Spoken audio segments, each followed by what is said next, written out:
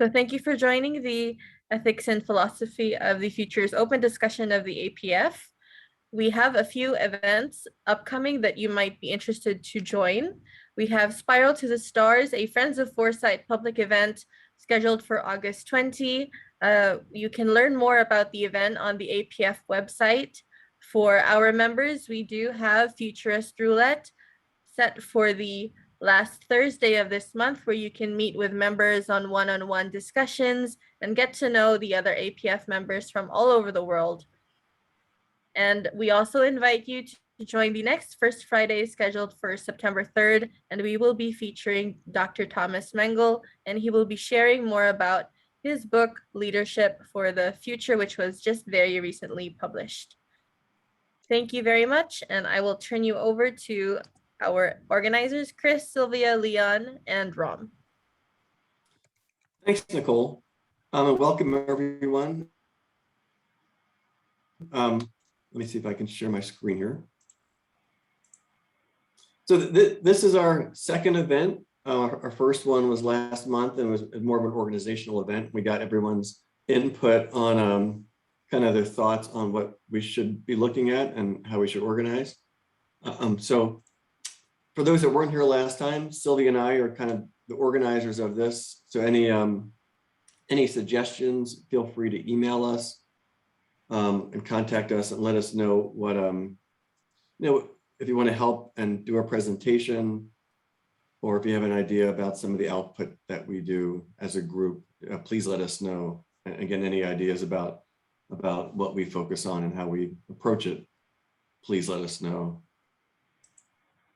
Thanks again to the APF. As you noticed, this wasn't, you received an email from the APF. It's an APF link to Zoom as the organizational Zoom. So Sherman, Bibi, and Nicole have been great in promoting this event and giving us resources to do it. And thanks, Nicole, for sharing those events. If you haven't been to any of the APFs, they are very rewarding and you get to meet a lot of people and talk about interesting things. So the first session again was more organizational. What we did was, if you weren't here, we administered a survey and got your feedback on but the scope of what we talk about and then how we talk about it. And so you see the three bullets there. A lot of people thought that focusing on different topics each time and exploring a range of topics rather than focusing on just one would be interesting. There's a lot of interest in the connection between foresight and philosophy. And then also this idea of the futurist obligation to advance ethical futures. Is there one? And if there is, how do you articulate that obligation? And then in terms of format, we had suggestions for lectures, panel discussions, and reading groups. So we can do all of those. And we can even break out into separate groups to do, say, for instance, a reading group of articles or a book. So again, that's some of the feedback we received from the survey. We also asked about, is there anything that as a group we would like to produce? And we're still in the very early days, but the APF has a newsletter called The Compass. So that was highly ranked as something we ought to look towards maybe writing for as a group. Also, many of you publish on Medium. So maybe making a Medium page where we publish articles in reaction to our presentations during these sessions, contributing to an ethical charter, code of conduct, or some sort of thing that gets at, is there an ethical obligation for futurists? And finally, the APF has a competency model that lists different aspects of what it takes to do successful futures work. And so there might be some way that we could, based on what we learn here, especially the connection between ethics, philosophy, and foresight, to strengthen the competency model. And I can send this out later, the link to the recording from last session if you missed that. So Sylvia, do you want to take over from here? Sure. Thank you, Chris. Thank you for the introduction, and thank you everyone for being here today. It's really very exciting to see so many people again, because we are still trying to find the right format, and so it's exciting to see people registering and really attending our meeting. So thank you so much. I see some were recognized from the last time, so you were familiar with what we discussed at the end of the last event. But for the other ones, maybe you didn't follow the whole conversation. So thank you, Chris, for reminding what we are aiming at creating all together. Another thing we discussed was actually what topics we could be talking about. And in our early conversation, something that really came out, and that was especially pushed by Rom and Leon last time, was to talk probably about the future of wars, of weapons. Especially we were scared about what was happening in the last weeks regarding autonomous weapons. So Rom Gayoso, full name, we are really, really excited to have you today. You have prepared an excellent program for us for our first official meeting with like real content, and I'm sure this will be very fascinating for all of you today. So what we suggest is first have a conversation led by Rom based on the document that Rom set ahead to us and then was sent to you. And then in a second phase of our conversation, of course, we can all discuss together, bring some arguments. So you have two speakers here on the slide. Today you will have Rom mainly talking. Of course, Leon and all of you, you are more than welcome to contribute to the conversation. And probably in a second meeting, we will have Leon like talk more about some other aspect of the wars of the future and how humans are now being taken out of these wars. So let me just introduce Rom in a few words. So I was really excited to meet Rom virtually a few weeks ago, and this has been like an amazing and very productive encounter. I was really excited to start working with Rom on different topics, and I cannot say enough good words, but let me at least read his bio for all of you. So Rom is an economist with over 15 years experience in Fortune 500 companies. His work is in econometrics, Monte Carlo Simulations, and scenario planning. His dissertation is in applications of scenario planning in geopolitical, biomedical, and the energy sectors, designed to help policymakers make more informed decisions. He's a published author also, a keynote speaker, and he regularly contributes to a variety of projects in the foresight and futures arena. And last but not least, he just launched a wonderful publication that I really invite you to read called International Markets and Competitive Intelligence Magazine. So now, Rom, the floor is yours. Thank you. Thank you. Let me a little bit of housekeeping. So we'll be talking for half an hour. I'm setting up the clock so I know when to stop talking. I talk too much. So I believe I can, I want to share my screen.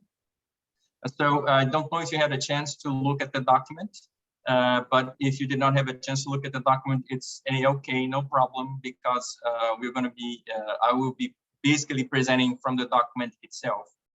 So let me, can someone give me authorization? I still cannot share my screen. Yes, Rom, you should be able to share your screen.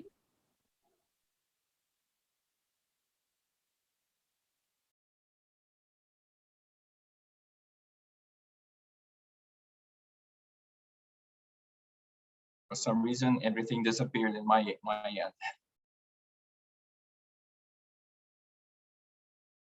No. I'll try again. It's not letting me share.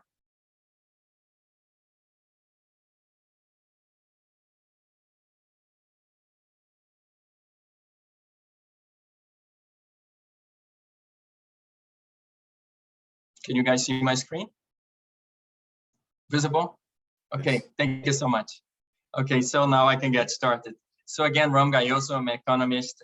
Thank you so much for the APF for allowing this forum for us to have this kind of presentations and discussions. Actually, that's how we learn, is by exchanging thoughts and ideas and putting it out there and hearing, and so we can improve and all learn together. So the title of the series is The Future of War. So, and it's a series, so there's going to be more presentations just like this with similar topics, right? And you cannot really talk about the future of wars without talking about technology, right? So what happens when you get technology and weapons together? You get weapons on steroids, right? So what is technology? Technology is a force multiplier, right? So you have a weapon that already delivers some kind of a force, often deadly force.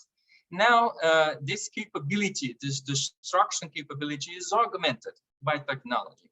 So my goal with the presentation today is really to think about it. So we're augmenting weapons or weaponry, right? And where will this augmented force be targeted at? Will be targeted at people like you and I.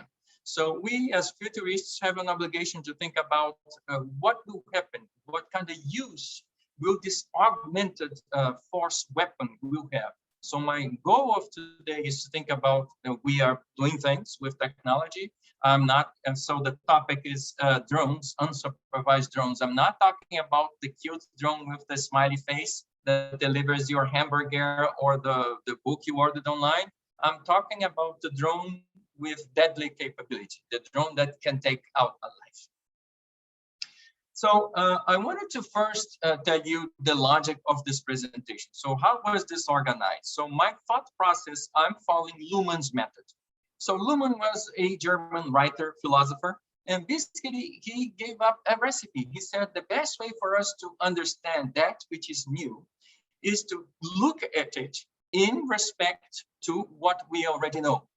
So we used a variety or a combination of things, frames, symbols, metaphors, logic, to look at this new thing. And then we internalize the new concept and mix it with the old, so we can perceive the new with the old at the same time. It's very interesting, it's very useful, it's very powerful, but it's filled with bias, right?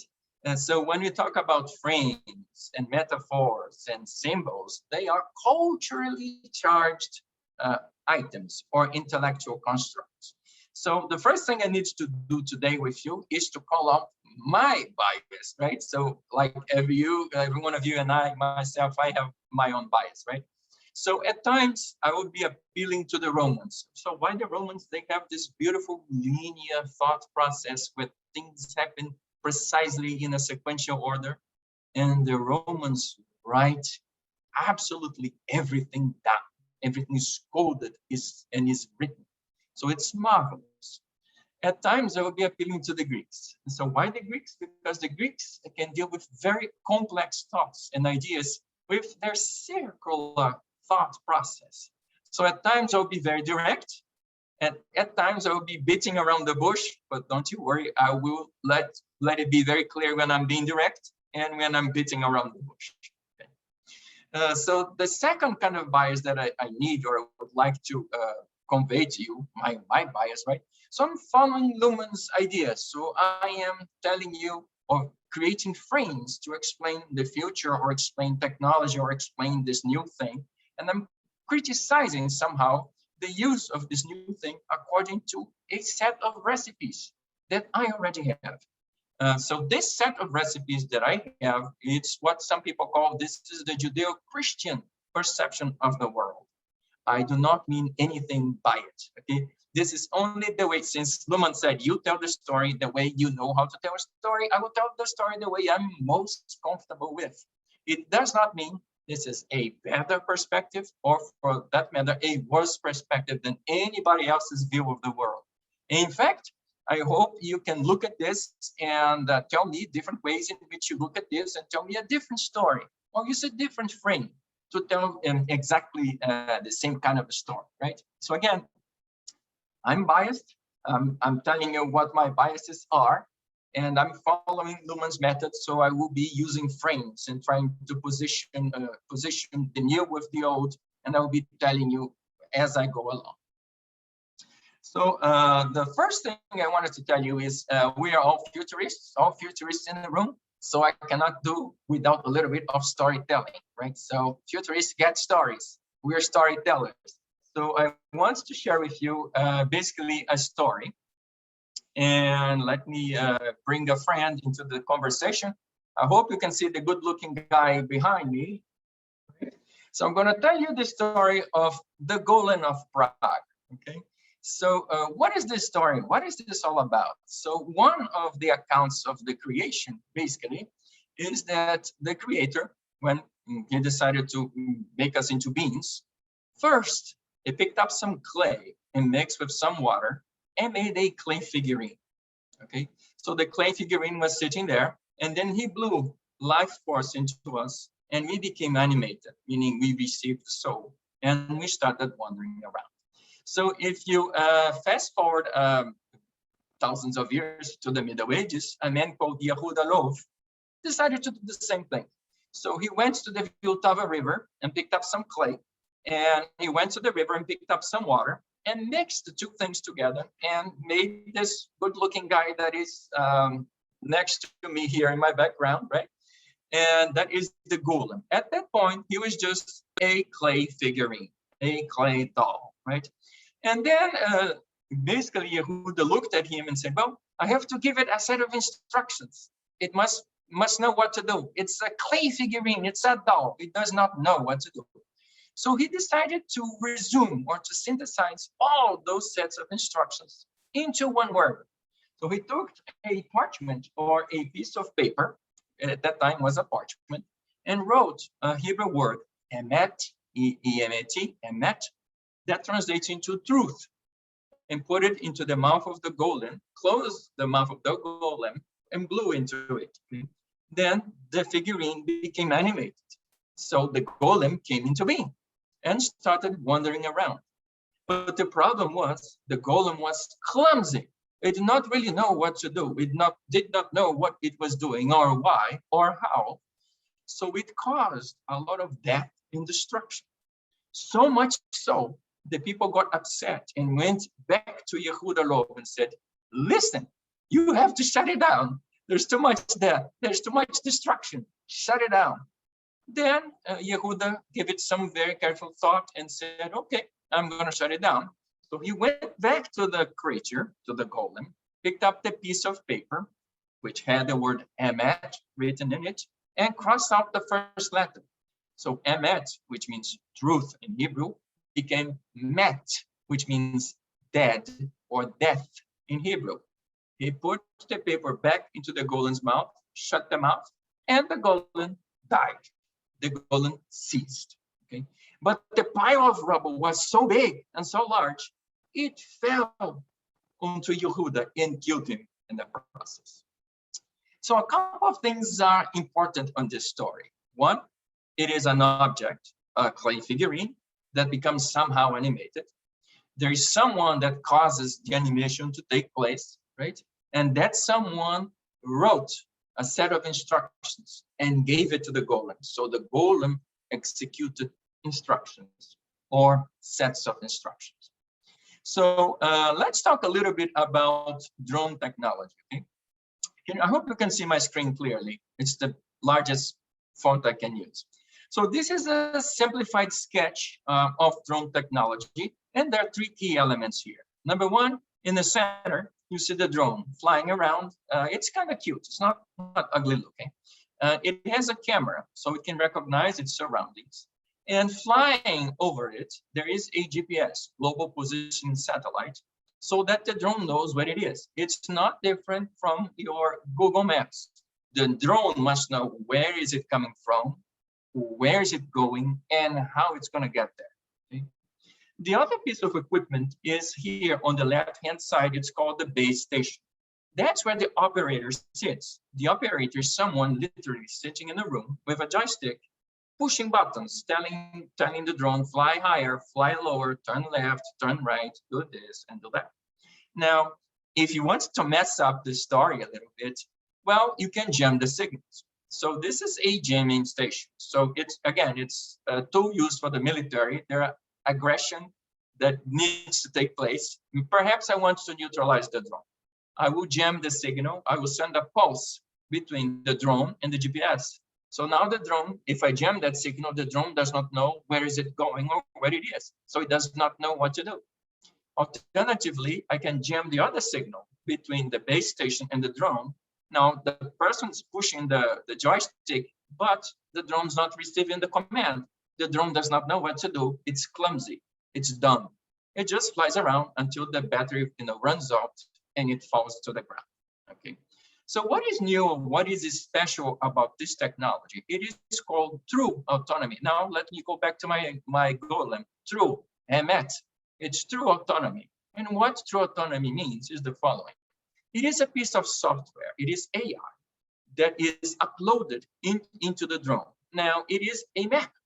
So now the drone has a map and has a camera. So it looks at its surroundings and know where it is according to the map and according to the camera. So it reads the terrain and knows where it is. So if you jam the GPS satellite, tough luck. I don't need the GPS satellite. I know where I am. Second, the camera allows for facial recognition and identification of other moving objects and parts. So you can tell a car from a tank. You can tell a person from another person, a dog from a person. It allows the drone to select a target. So there are several moving things. The drone will pick one of the moving things, and it allows the drone to decide when to pull the trigger. So the drone delivers a deadly charge, a deadly force. Hebrew word met. Emet and met in the same thing. So this is my Golem. This drone that is truly autonomous, emet, autonomous, truly autonomous, flies around on its own without human supervision, can detect where it is, can go somewhere, can select a target, can pull the trigger, can eliminate the target on its own. You can take out the base station, you can take out the GPS, not a problem. Okay. Now, there was a catalytic event. So none of what I'm telling you is science fiction. This is all that happened, actually. So this divider moment or this catalytic event that happened was in Libya. So a warlord in Libya bought some drones, truly autonomous drones made in Turkey, and released them into the battlefield. The drones went around taking out people. The drones actually killed people on their own. Now, this is one version of truly autonomous drones. And there's a second version called the Kamikaze drone. Kamikaze, after the Japanese word for the suicide pilots in World War II, there's a difference. The truly autonomous drone is recoverable. It flies, delivers the deadly force, returns, or is picked up. The Kamikaze drone selects its target, throws itself into the target, and blows up. So it takes the target out, but it blows up in the process, right? So this type of drone is Chinese made, and that was used in the Nagorno-Karabakh region in the Armenian-Azerbaijani conflict, and last month was used in India, was used in the Jammu Kashmir area. Okay, so again, this is not science fiction. This is a real weapon. This is real technology that is being used and was used in the battlefield. So the next question is, so why in the world do you see this? Why is this before you? Okay, so Factiva is a data mining or a text mining tool that's proprietary to Dow Jones. All that I did here is I wrote a query in 6 European languages and asked it to produce a list of all the articles that have a combination of the words autonomous weapon, autonomous weapons, autonomous weapon systems, put them in a list and count them for me. So it said, going back from history, actually the first ones appeared in the year 2011. There were 2 instances. And in recent years, there have been in excess of 600 such articles written in the published media about autonomous weapon systems. Okay. Well, this was written at the beginning of June. So as of early June, there were almost 400 articles written. So it leads me to believe if we continue on the same kind of a thread, we will see in excess of 600 articles written about this piece of technology and its use this year. And therefore I say, if others are saying about this or talking about this, so should we. We should have a position, we should have an opinion, we should have a perspective to share. We should be part of this conversation, right? So I'm going to follow along and use, Luhmann's concepts and his ideas And he said again, in order for us to have a good discussion, we have to compare in contrast. We have to use dichotomies. So I created a list of 5 frames where I put dichotomies together and I compared them, one versus the other. So at the center, you have the drone. This is kind of cute flying looking drone. And then you have 2 options. You have this 21-year-old, and she's a drone pilot, and she sits near Las Vegas on a military airbase. And then you have what is called the slaughter bot. The term was not coined by me. It's out on the internet. The drone is faceless. It does not have a face. I had to put a face in there just to remind you, it's an AI. It's a machine. It's not a person. And I have a dichotomy here, but I have military on the left hand and I have military on the right hand. So what in the world am I saying? Well, I'm going to call upon the Romans to be very clear. We are talking about the taking of a life. We are talking about killing. I'm talking about a technology designed to hurt, maim, or kill. Okay? I'm not going to debate whether it's right or wrong. All that I'm saying is the technology was created to terminate someone. It can be used by a live person, supervised drone, and can be used by an unsupervised operation, unsupervised drone. Okay. What are the frames? So frame number 1 is I'm going to appeal to tradition, okay, historical charter. Okay. Traditionally, if I go back to the Hammurabi Code, right, the Hammurabi Code predicted situations when a life would be taken, not by me, not by you, by an officer or a representative of the court or the king, Hammurabi. Okay. Second, when the pharaohs extended their power from Alexandria down to Nubia, present-day Sudan, and west to Libya, the pharaoh didn't do it himself. He called upon the army to do it, right? When Nebuchadnezzar invaded Jerusalem, he didn't go there himself. He sent the Babylonian armies.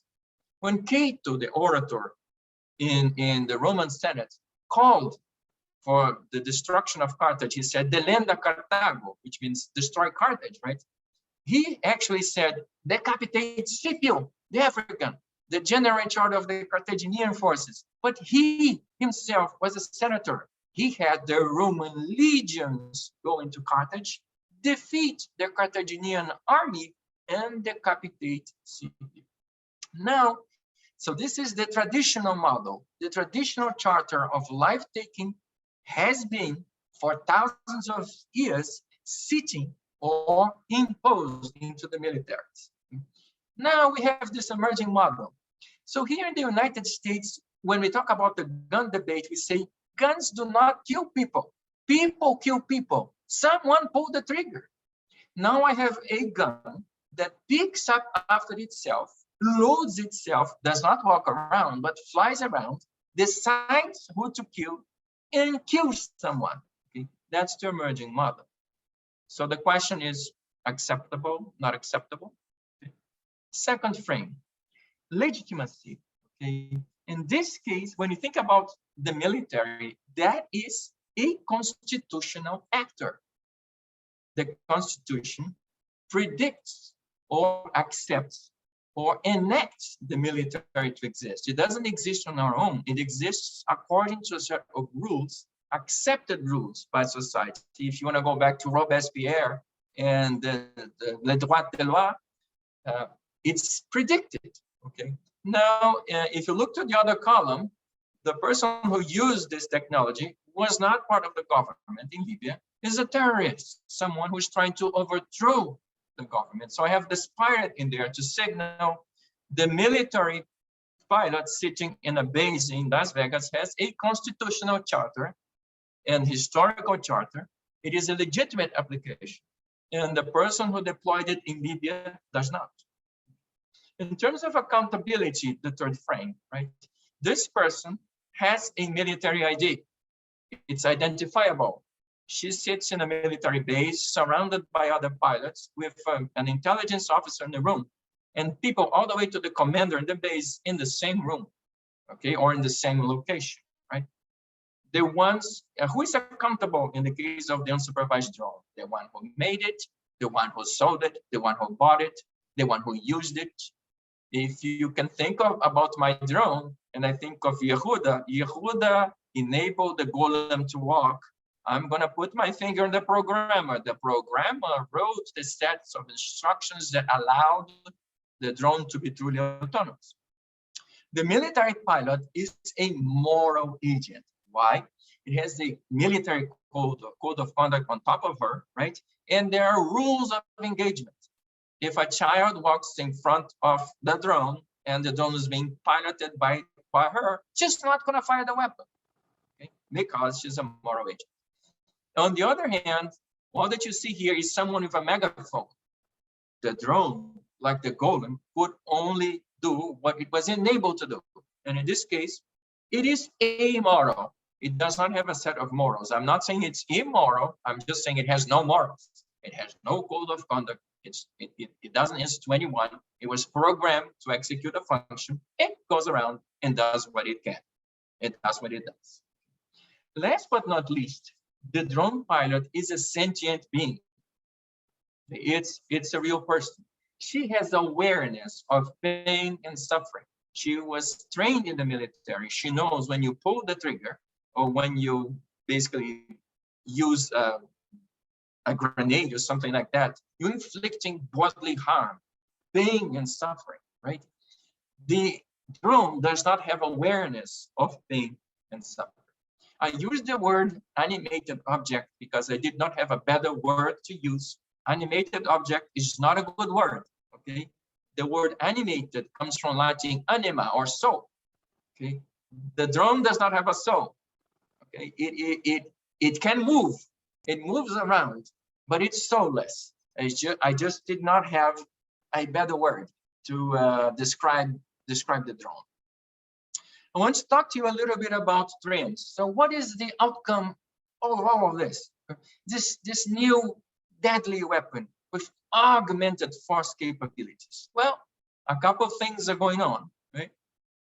So this is a mind map to summarize what is going on, okay? So if I start here on my right, it creates an arms race, right? The Turkish made a drone that does. Therefore, the Chinese made a drone that can, okay? If the Turkish and the Chinese do, what do you think the Russians will? If the Russians do, what do you think the rest of the world will? Okay, so what is going on here is we are creating a minimum common denominator that is very low. It's a race to the bottom, right? If the Chinese create a weapon, and Leon can talk about this better than I can, the weapon needs to be tested in the battlefield. Where in the world will the Chinese test it? Korea rings a bell. Korea DMZ, send the drone and see if the South Koreans will detect it. If the Russians create this drone, where will they test it? In Ukraine. So we're talking about hot spots of the world, situations where there's already conflict, ongoing conflict, and Jammu, Kashmir is just another one, border between India and Pakistan. Now you throw this augmented weapon into the conflict and they will have to be tested. The military will test the weapon to prove it, right? Then you have a whole situation on which I call asymmetric impact. You have conflict between someone who can and someone who cannot. Someone that does have the technology and someone that does not, okay? There's the balance of power, that it's out of balance. Someone has the weapon, someone does not. And then from the economic perspective, there's something very big going on here. Can the rocket shoot down the drone? Yes, it can. But the rocket costs hundreds of thousands of dollars and the drone costs hundreds of dollars. So you're throwing hundreds of thousands of dollars to change dollars. That's not very smart. So that's going to cause some financial ruin somewhere in the world if you keep throwing. It's not very smart to throw millions at dollars. The other important aspect that I wanted to call is what I call dehumanization of war. Number one, there are no embedded journalists. The media is nowhere to be seen. Okay, the drone flies on its own. It has no sidekick. because we don't see casualties. So the one deploying the weapon does not see casualties. We don't see the body bags. We don't see the coffins covered with the flag coming back home.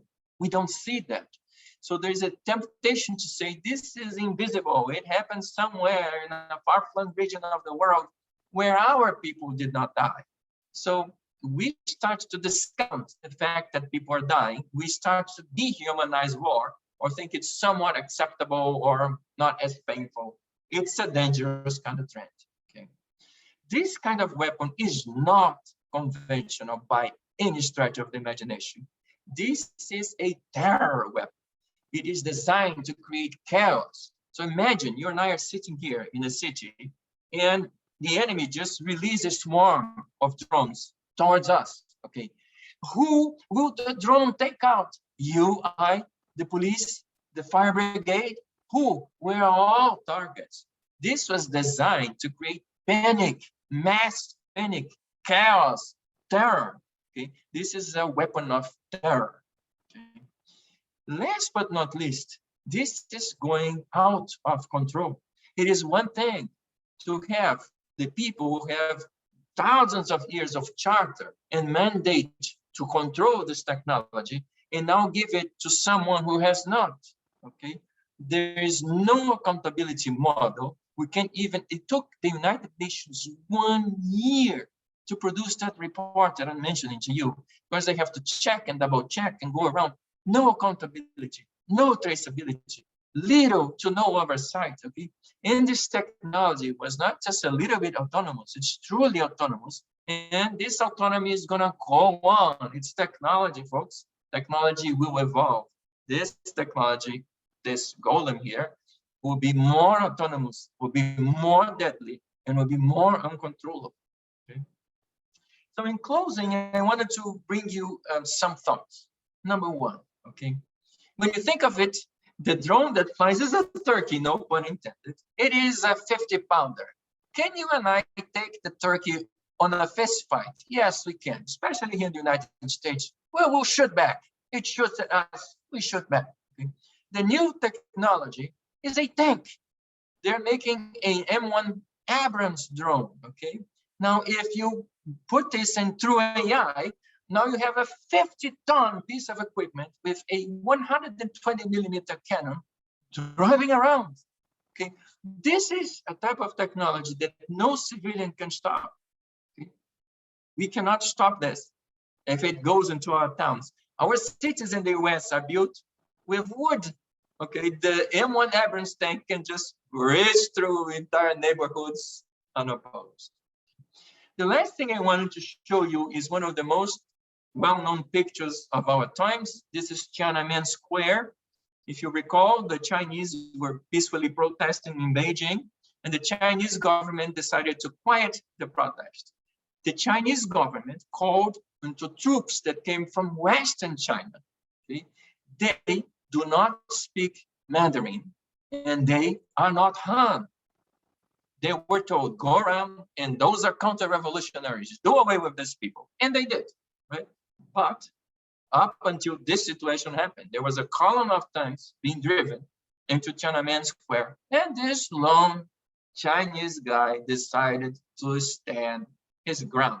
Okay, the tank pilot and him cannot exchange words, or if they do not understand themselves. Even if they did, they are different races. There's no commonality here, but the tank pilot is a sentient being. The person standing in front of the tank is a sentient being. So they acknowledged each other as sentient beings. The tank did not run over the Chinese. The Chinese made the tanks dead. Now I ask you, if this were piloted by true autonomy, by a drone, the drone would look at this Chinese and say what? This is an obstacle, and would just run him over. This picture that you see here in front of you would not have existed. With that, my 30 minutes are over. I want to thank you very much for allowing me the opportunity to share some thoughts. And in the words of the Dalai Lama, when we're talking, we're not learning. So now it's my opportunity to learn. So I will shut up and let you guys share your thoughts, or if you have questions and comments. Floor is back to you, Chris and Sylvia. So, so maybe Rom, we can, if there's questions or just people want to make comments, maybe just make a comment in the chat, and we'll try that way. Does that work, Sylvia? Yes, totally.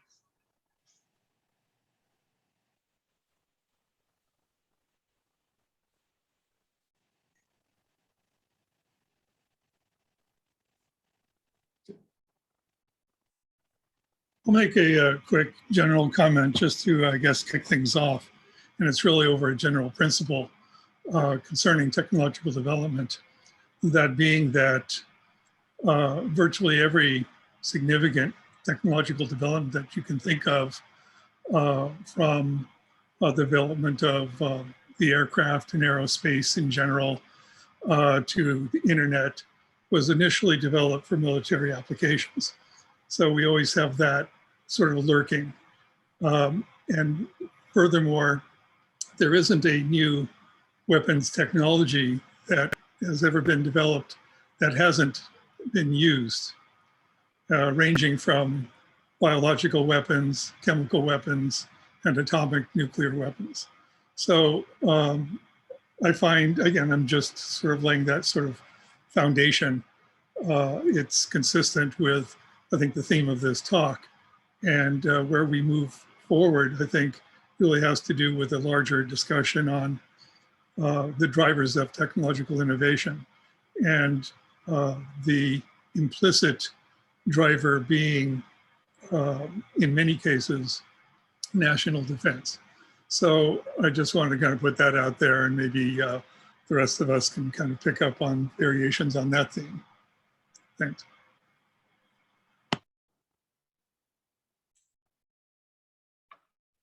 Leon, do you want to ask your question? Yeah, for sure. Thanks. And thank you very much, Ron. I really appreciate the presentation. And it, I guess straight up to say that I think we have very different worldviews, and I think that's a very good thing because it allows us to have these discussions and to be able to question our own sense and our own ideas.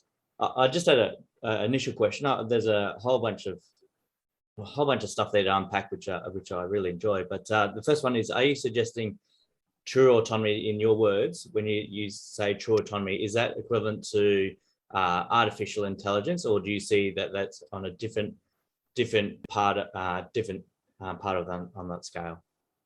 Yeah, this is a piece of software. It's plain AI.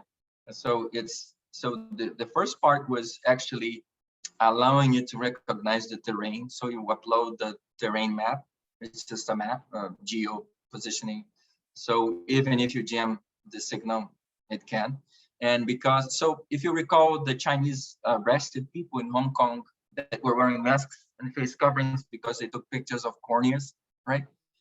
So now the technology can take pictures, and the machine can tell the difference. This is a dog, this is a tank, this is a car, and then enable it to decide, well, if there are 3 or 4 targets here, I'm going to take this one. So probably there's some hierarchy. It's AI all the way.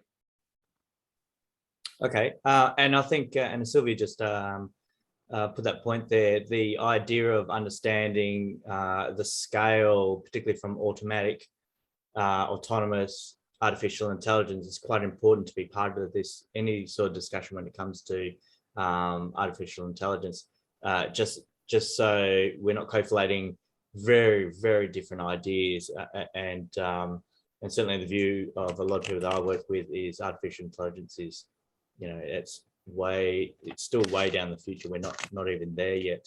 Whereas a lot of the stuff we're talking about is autonomous, which are rule-based sort of systems where it's if and then, or if then else sort of algorithms. So I'm not sure where to go from there. I just wanted to bring that one up as a lot of the work that you're talking about is predicated, I guess, on what I would call artificial intelligence. And I think it's really interesting where you're going with that. And I guess, you know, not really sure where to go with it, except to think that that needs to be just part of the discussion. Yeah, so I think this is a class of weaponry that belongs as, you know, too much invention, right? Well, bioweapons we regulate, nuclear weapons we regulate. We don't think people can use chemical gases, right? We have conventions, international conventions on some classes of weaponry. I think this one is going to be in that class where we say this is allowable, that's not, this is acceptable, that's not, especially because of the terror capability. So if you read the United Nations report, it took out people. I mean, and I'm not saying it's right or wrong to kill the soldiers, but took out people, you know, just went around killing because it's not that sophisticated, right? It moves, I shoot. So we have to find a way. I mean, I'm afraid of is the race to the bottom, right? We have to find a way. So how, well, first of all, we have to decide, is this acceptable or not? So I use the word kosher, right? Is that kosher or not?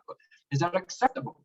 If you say it's acceptable, it's one view. Okay, fine, no problem. But if that's not acceptable, we need to regulate. So we're going to have to talk about what kind of regulations, you know, for example, I'm an economist, right? So if I say this drone technology appeared, I said, you know what? It's a military base with thousands of soldiers. That's money. That's billions of dollars of investment. And quite frankly, if that 21-year-old is flying the drone, I'm pretty sure she's not going to do wrong. I'm not saying the military are perfect by any stretch of the imagination. I actually wrote down the May Lai massacre, right? The rape of the women in Iraq. But those people were court-martialed. They were identifiable. They knew who they were. Justice was served, you know, somehow. And this model, I'm not clear, you know, who's accountable. So my next step is going to be, well, you are Yehuda Lov. You are the one who enabled the drones to fly without human supervision, to pick the target and to kill without human input. So in my perspective, humble opinion, is we need to put our fingers on the programmers. The programmer is the new Yehuda Lov. Yehuda Lov died. The Golem killed him. Right? And there are many morals of the story there. But I think it's the programmer. Because we have a frontal lobe, right, in the brain. We can do many things. We don't do them because we can. Right? There are social constructs that say, thou shalt not, right? My freedom stops where yours begins. No? But this thing doesn't have that moral code of conduct.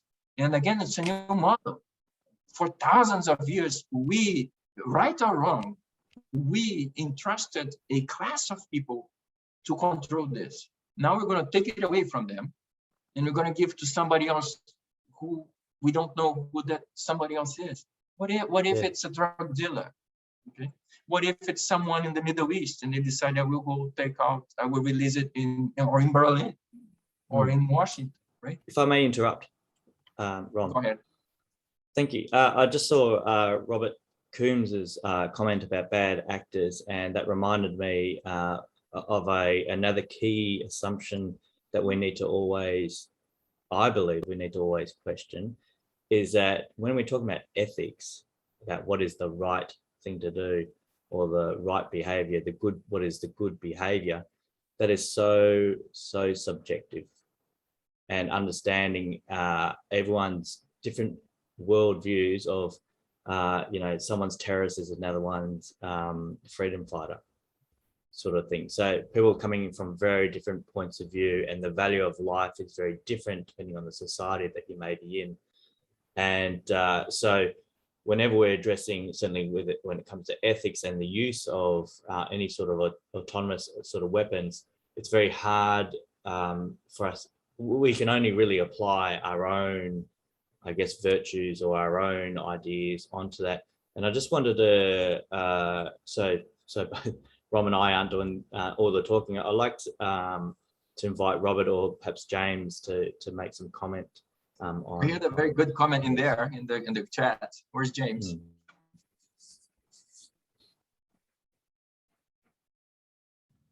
Coming. There we go. Which comment, Rom? Should we hold the programmer accountable or the sponsor? Yeah, I mean, I just even in your presentation, as you relayed the idea of, you know, there were some historical figures who went to battle and actually showed up as a general, and others they just sent their army, right, and stayed home. You know, that's but the you're holding the group accountable in some way in these cases, right? So there's historical precedent in that sense. You know, and these programmers, you know, what if the programmers are, you know, here is they exploited, let's say, a bunch of open software, right? It's actually written by a group. Here they've used AI. Maybe they've got a, you know, something they've downloaded and manipulated, but it's now, you know, hundreds of programmers from various sides have contributed to it. It seems really difficult to hold a programmer accountable. But at some point, there's at least one programmer who tips the balance to say, to make particular assignments to the AI. At least if the AI is going to do what those people thought, right? So how intelligent is the AI, right? What, you know, what is it designed for? Because you know, so the parameters start to, you know, really get elastic, which I think is great to explore this issue. I think this is a really fantastic construct, and there's no doubt that we are moving in those directions. But it seems really, I think, at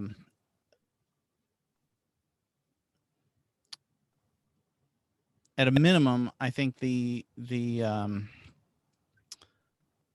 all cultures hold some sense, you know, even though I think that there's elasticity and some difficulty trying to, you know, come up with an absolute moral framework.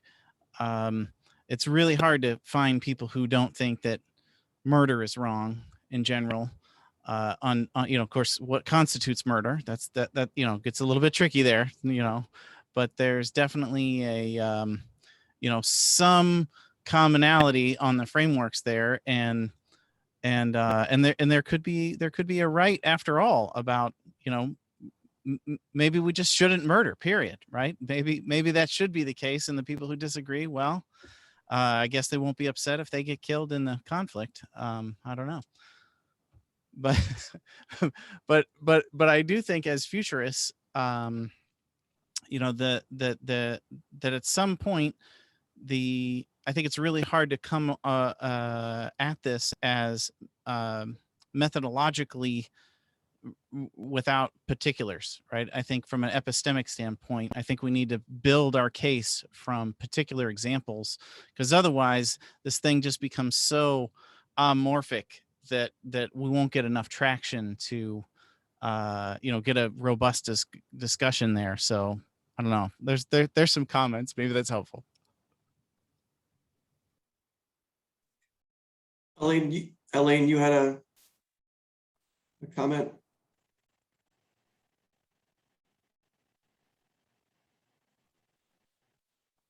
My apologies. Yeah. So Oh, excuse me. Okay. It's fast. It's only about there are two main ideas. One is that the games they put in very short period to the people, to the kids who play games, this idea of killing or making violence very easy, and they lower the levels of ethics and how much violence is ethic. And the other thing is the idea of we always have the bigger stick. This is making bigger weapons more sophisticated, and this race is what I think makes the path to get more sophisticated and more dangerous weapons. So this ideology will always have more powerful weapons can be banned in the future or can be substituted in another way that don't get much stronger, to always looking to develop more dangerous weapons to everyone.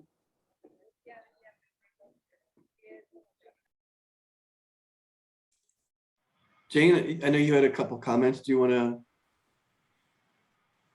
say anything? Oh, I'm going all over the map. I mean, I think the ethical questions are really deep here, and and I appreciate the forum of being able to say, what is our role? And I remember in one of the first Friday forums, a couple of our colleagues who were kind of icons in the field kind of went at each other when it came up to what is our role in even working with clients. And the question is, should we be trying to guide and support clients for transformative futures, or should we just be the hired help, so to speak? And and that kind of goes back to this more basic question of what is our role and why do we do what we do? And I think the field is transforming away from just helping people make more money to understanding we might have a role in shaping ethical futures. So there are a lot of other little things in here that, well, little or not so little, but a lot of things that have been brought up that I think are really important, that especially when I look at you younger folks, this is really exciting to me to see that you're wrestling with these and that we are wrestling with these. I'm going to get this in simply because it gets to that very deep strata of ethics and perspective. And I think one can go no deeper than, again, kind of invoking causal layered analysis here, the myth and metaphor strata, if you will. In 2018, I spent 5.5 months in the Kurdish region of northern Iraq, teaching at the American University of Kurdistan, which is really neither here nor there. It put me in contact, however, with the Yazidis. And if you don't know who the Yazidis are, it is an Abrahamic religious sect that had a very interesting take on the Bible and the story of Lucifer, which, by the way, doesn't show up anywhere in Genesis. It only shows up once, and that's in Isaiah. And it had to do with Lucifer being tested by God. And their interpretation, in some ways, makes infinite sense, in that God, in their version, did not cast Lucifer out from heaven after being asked to bow before Adam and Eve. Lucifer, quite rightly, did not bow before Adam and Eve, to which God then responded, "Bravo, you know who you are. You're an immortal spiritual being. And we mere Homo sapiens aren't." This branded the Yazidis in the eyes of the rest of the Islamic community as devil worshippers. And if you want to kind of animate a war of extermination, go no further than to brand people devil worshippers. And they've undergone well over 50 attempts at extermination. They're still around, but it wasn't for lack of trying. The latest version being, of course, when ISIS came in to Syria and northern Iraq, which was their homelands. So I just wanted to kind of put that out, go into the deep strata. Our ethics go to the point of where we decide to draw the line between us and them, they're devil worshippers. So I just wanted to kind of put that out there. Thanks, Timothy. Maybe we'll have two more comments before we wrap up. Peter and Sophia, so both had comments in the chat. So Peter, do you want to share anything?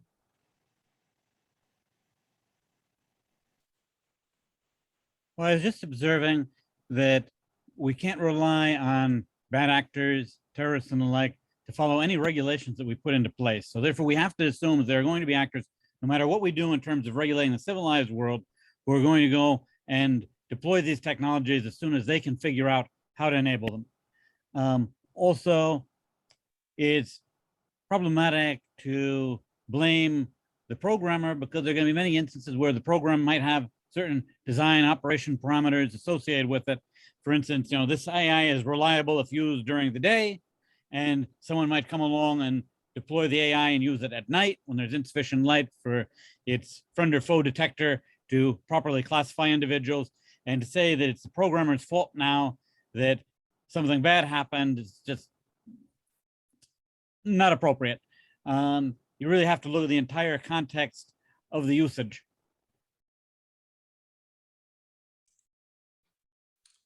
Thanks, Peter. Sophia, do you want to?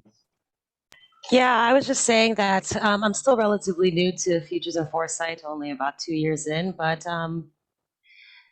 yeah, it's been, particularly over the last year, it's been very refreshing and very encouraging to see a lot of founders of the field more candidly share their reflections about their contributions to Foresight and if it has had the impact that they set out to have and what compromises they might have made along their journey, and also taking a far clearer public stance on certain human rights issues.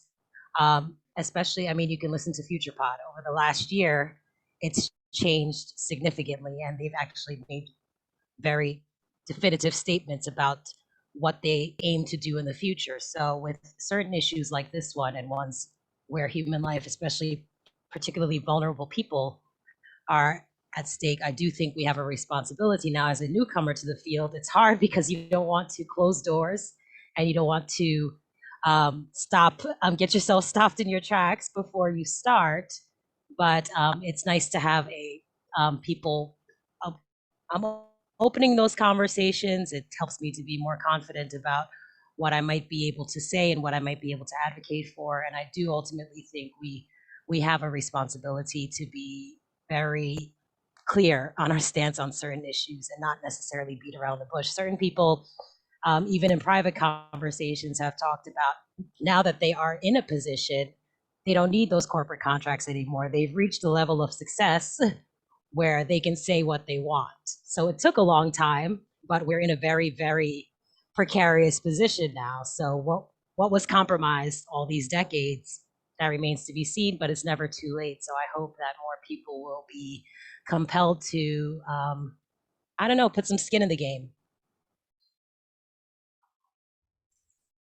If I may, my own personal view is, I think the cat is out of the bag, or the train left the station.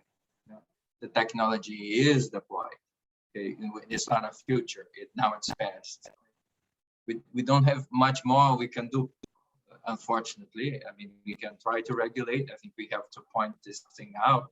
But I think the only remedy, only recourse we have, are you guys familiar with the story of the scapegoat? So in the scapegoat story, right, the great rabbi imposes his hand over the goat and projects guilt over the goat, and then they sacrifice the goat to throw it over the precipice.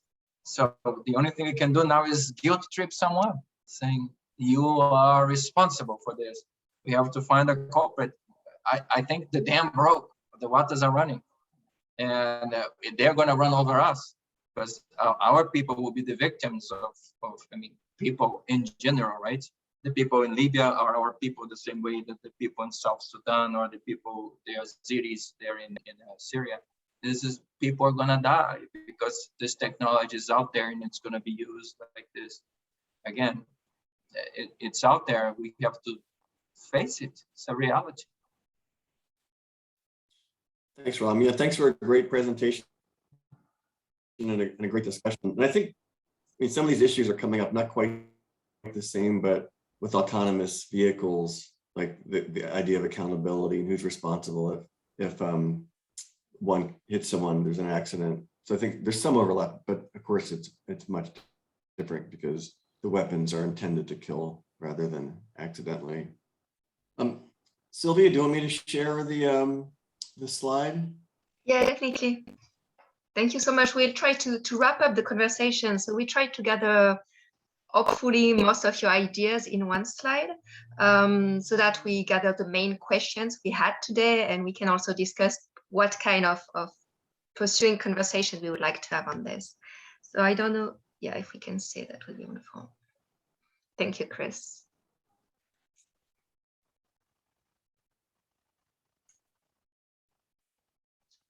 Yes, I think doing a Seems like you might be able. You missed it. Yeah, so maybe I missed a few, but I tried to gather in a kind of logical order the questioning we had today, starting from the notion of autonomy, and especially beyond artificial intelligence and supervised or unsupervised machine learning, because autonomy is also an philosophical concept and not just a technological concept. Then what I really appreciated in Rom's presentation was the distinction being made between ethics, legitimacy, accountability or responsibility, and morality, because morality and ethics are usually distinguished notions. There's a lot of study in that field, and usually morality is more linked to a point of view, where ethics is more defined as something that many players agreed on, so more as a universal concept. And I saw some of these questions in the chat. Another questions that was underlying in all our chat conversations and live conversations was the responsibility, or maybe the moral obligation of the enabler. I saw mentions of Hiroshima. It also reminded me of the trial of Oppenheimer. There's a beautiful play that has been written that really explains everything that went on and all the moral dilemma around the enabler of the atomic bomb, and who is taking the responsibility of the Hiroshima and Nagasaki disasters. I also saw that question, which I wanted to put here, because that was, what if the program is operated outside of its design parameters? So in that case, it's not just the responsibility of the enabler, and then we enter the realm of all the people that can access the technology. Also, another great lines of questioning were around realistic games that kind of tend to lower our ethics, our values, making violence more casual. There were also great questioning around how can regulation and warnings be effective and strong when bad actors or terrorists ignore them. Also, the questions around whose ethics we're talking about, a different perspective, is there a notion of universal ethics, which we just mentioned. And then going from this questioning to our role in all this, our role as futurists and our role as this discussion group, can we determine ethical futures when we cannot agree on what is ethical? And our role as futurists working with clients and sometimes policymakers, are we guiding them? Are we just the hired hands, kind of Oppenheimer designing the bomb? And our role at APF and as within this discussion group, do we as an organization have the role to build that universal ethical framework? One last thing, and thank you so much, it's a little long, sorry. One last thing, it's about future resources. So for the resources, I saw a few in the chat. If you want to add some, don't hesitate, because I think it's always great to kind of extend our horizon. And here I wanted actually to open maybe another conversation around the use of fiction in the group, because we talk about philosophy, of course, and sometimes we have references which are either future scenarios, and we were thinking, should we or should we not include the slaughter bots videos that you might know, the TED talk around this. If you don't know it, we will link to it as well. I think, Chris, you might have the link to the video. We discussed it with Rom and Chris, like, should we include it or not? Because it's more of a scary scenario, but that's also the way futurists work, like envisioning this sometimes not so positive scenarios, also part of our way to think about the future. So as philosophers of the future, should we include it or not? So I think that's probably going to be a conversation we will have along the meetings, but we'd be happy to have your opinion on this. I think that's most of the things I wanted to add regarding this. Chris or Rom or Leon, do you want to add things I might have forgotten? No, I wanted to ask really a question. So you touch on the point. So if you look at slaughter bots, there's a series of videos in there, okay? But they are science fiction. Okay? Although after the January 6th attack, it's not that far flung. Okay? Here in the US, the attack on the Capitol. But I wanted this, I think this is so great. You know? If I started with the science fiction, I think it would mean that it's less great. I said, this is fact. Report from the United Nations, findings, reality, not hypothesis or hypothetical that the technology could or would, the technology did, in fact, kill people without human supervision. So my perspective was, if I use the science fiction stuff, which was very well done, by the way, I think it's scary, but it would call people's attention. But half of the crowd, at least here in the United States, live in a parallel universe, and you'd say, you know. So I was afraid, but you may think it's perhaps more effective to use. So I'd like to hear the group's thoughts on the use of science fiction on something like this versus not. I think they're both helpful. There's a movie too that has where the drones attack a president. I can't remember what that movie is. Where he's out in the water. Yeah, Angel has fallen. Yeah, and so I think they're both helpful, because I think the slaughter bots in the movie really enables you to really envision the possibility. But I think, Rom, you gave us a great example of where things were. So Timothy is saying he wrote an essay on science fiction as moral allegory. Can you tell us a little more about this? Because I think that's plenty in the core of our topic. Yeah, there's plenty to say. That's why I wrote an essay on it. But please share. To say, but let me just pose this, because I think it goes maybe to the heart of some of our discussions around ethics and science fiction, and that is arguably the greatest science fiction novel ever written was Dune. And as you may know, the protagonist, Muad'Dib, was, pretty much a sympathetic character and leader of his people. My question is, what is the difference between Muad'Dib and an Islamic fundamentalist, say in, I don't know, Afghanistan, for instance? Talk among yourselves. Yeah. Easy question. Great question. I would add what Sophia is saying. Sophia, do you want to explain? Because I think it's really interesting that we not only have a Western perspective, but try to see also towards indigenous cultures. Do you want to explain, Sophia? Well, firstly, I'm a first-generation Haitian American, so I'm very. I was born in New York, so I was educated in the U.S., but I've lived abroad for many years, and more, not only because of external influence, but just because I'm curious. There's a lot of attention, especially more so now, about indigenous wisdoms and ways of living, and you can see a lot of those applied with a very neoliberal approach or being commodified, but there are things that we can learn there, and this is not something that's new to futures, right? So the question for me, when I was reading the presentation, it specified European language things. And then something else that jumped out at me that Leon said that I also felt was a Libyan warlord. But I've heard other conversations about how people feel about what Gaddafi was trying to achieve with currency and all these reasons that we are fighting. In essence, what I'm saying is that we've gone to war, or there's been war over resources and a lot of things like that, and exploitation and oppression of peoples. But, when we talk about when people of European or Western descent talk about continents like Africa and the Middle East as if they're savages, because they've been fighting each other since the beginning of time, right?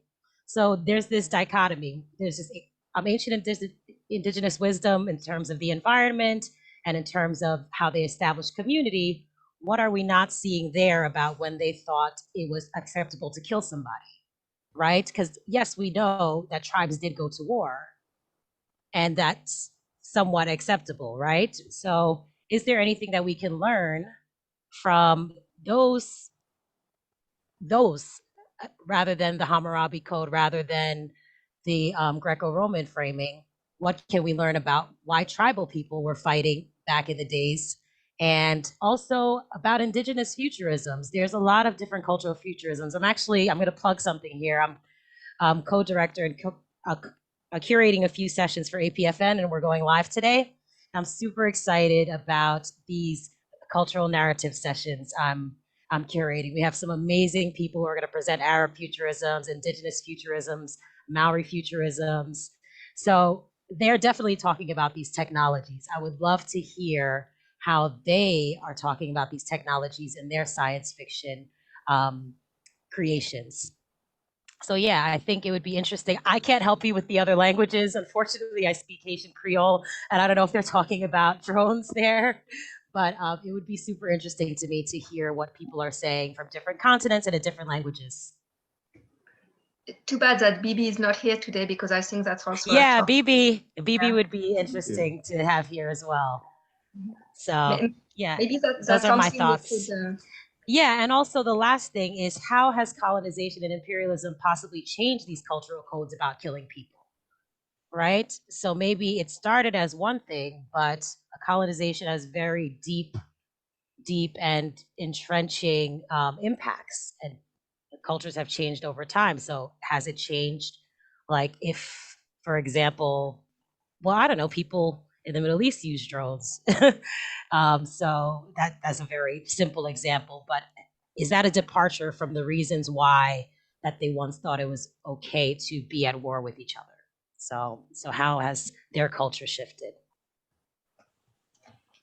Very good point. I think there could be a whole conversation on this, and actually, I'm going maybe to go to the last slide, because we're at the end of this meeting, and I would really like to talk with you about what would be our next meeting, and there are a lot of possibilities for this. So either we continue on the same topic, and we would love to hear also Leon's presentation, either next month or one of the following. Also, I'm really interested in going deeper in what Sophia was saying, and I know that Bibi would love also to take part in this conversation. So maybe we could think of one topic around this. There were a few other ideas that we just launched here around the future of gene editing, because there's really a lot around this today with the CRISPR technology, the risk around it, what it means for humankind, but also how we genetically modify animal species sometimes so that they are less destructive for the human population. How ethical is that? So there were a few articles around this month, so just wanted to mention this. Another big topic is around AI ethics. There are a lot of committees talking about this, big companies trying to strengthen a position on this. Google has been really controversy around this. So this is another topic. And another one I was just quickly mentioning in the chat was the possibility to talk about biotech with Timothy. I think that's one of your specialties, so that could be an idea. I don't want to be too pushy, but please, if you want to lead a topic around these topics, these ideas at least, please feel free to either put it in the chat or let us know to Chris or myself or Nicole if you want to be leading one of the next workshop. We have a few more minutes for the ones who are able to stay a few more minutes, and we can maybe try to have already one or two ideas that could be concrete conversations for next time. I'm up to putting in a contribution on the future of gene editing. That's one area, a sub area within a book chapter that I'm currently really wrapping up. Hopefully it's done by the end of this month, but these things never are. But I addressed this, and the biotech revolution in general. there's some unambiguous good that has come from biotech and continues to develop, particularly in the areas of agriculture and of course medicine. But of course, it has many potential dark sides, which I go over or at least raise. It is complicated by the fact that these things are a matter of commerce. And because of that, because of the profit motive, it tends to begin to erode some of those ethical considerations that I think we really do need to address, but are often blunted in the name of profit and of market preference, frankly. People want this stuff, you know, it's irresistible. Who can resist having a perfect child? Who's going to really resist that? How are you going to set up a policy? How are you going to do that equitably? You know, these are issues, of course, they're big ones, but they need to be addressed now because this stuff is on us. It's on us here and now. When you have senior Chinese military officials, you know, openly saying what other military officials have been saying privately about developing super soldiers, I would reckon now's the time to address this in the foresight community. That's all. It's an interesting topic, the super soldier. Yeah. They're not more genetically modifying just the apple and the corn anymore. Now it's the whole human being. And remember, we had talked about the format today was great, but any other format, the people expressed an interest in different types of how to present the material. I see some mention of the time in the chat. So we try to suggest a different time for next time because I know that a lot of people are frustrated in Europe with that timing. So what we try to do is to change the time once in a while, and especially to try to have it convenient for the people presenting. So of course, Sophia, if you want to present something, we'll make it at a time that suits you. So maybe if we go to the next slide, Chris, I tried to gather the few people that expressed interest for volunteering. So I need to, it's not showing up. Let me see. Let me go back.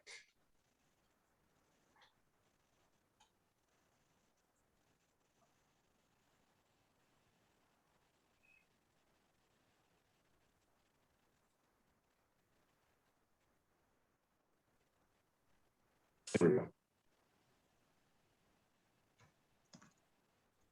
I'm trying to gather the ideas that we get from the chat here so that we don't miss them. I think Anna was bringing one.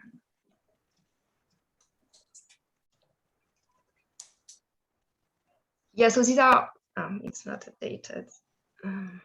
Anyway, so these are a few ideas. I don't, can you update the slide? It seems like not everything's showing. I don't know. Oh, it's not, okay. I don't know. Yeah. It's just one more line. Maybe it's just the streaming. Okay, I got it. So here are the ideas that I got from the chat. If someone is already willing to volunteer right now for one of these topics, please let us know. Otherwise, once again, please feel free to reach out to us. So Rom has been a wonderful contributor, like gathering wonderful content. I think it was very, very pedagogical the way you presented it. The document you sent in advance, not too long, but really detailed. And I really appreciate the philosophical approach, how you try to divide the concepts in different categories, which makes it like very interesting to dig into the topic. So if you're willing to volunteer to one of the next meeting, that would be wonderful to have such a similar, let's say 10-page, or if you cannot make it 10-page, it's fine too, but have a few pre-reading documents that you can share with the audience, because I think that's also what makes us able to go further in the conversation and not just discover the content live. So any Any volunteering so far?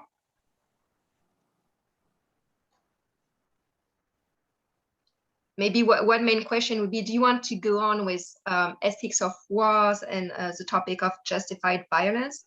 Or would you like to try to rotate topics and try to go in other territories like genetics or bioethics or AI ethics? If someone has a strong voice, please express. Yeah, let us know what you think.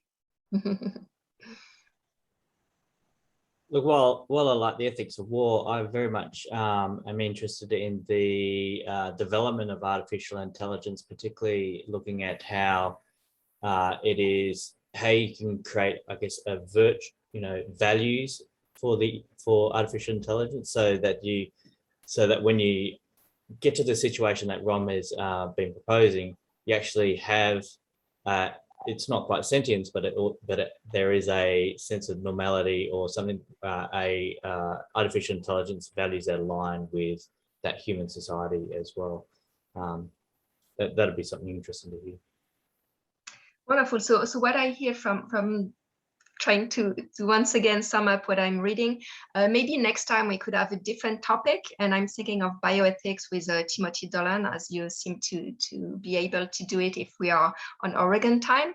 Then we could come back with Leon maybe to the topic of ethic of wars and exactly what you were mentioning.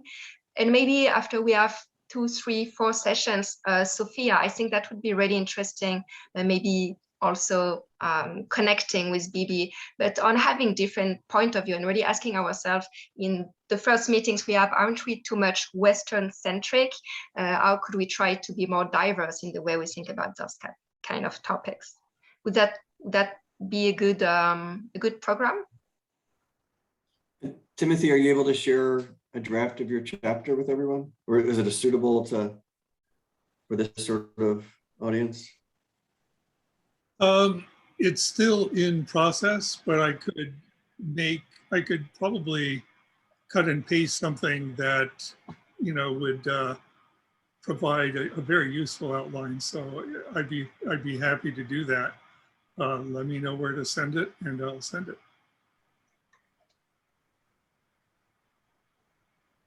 I'll drop my my email. Let's see. Tell you what, I'll give you my email real quick here. Okay.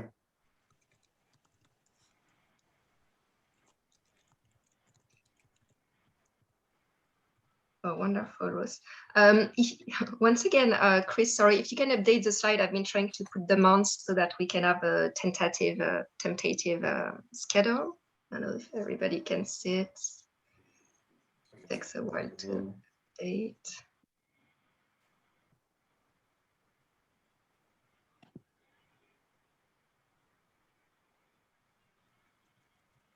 It's not showing. This takes internet slow at this time of night here. Sorry. Let's see.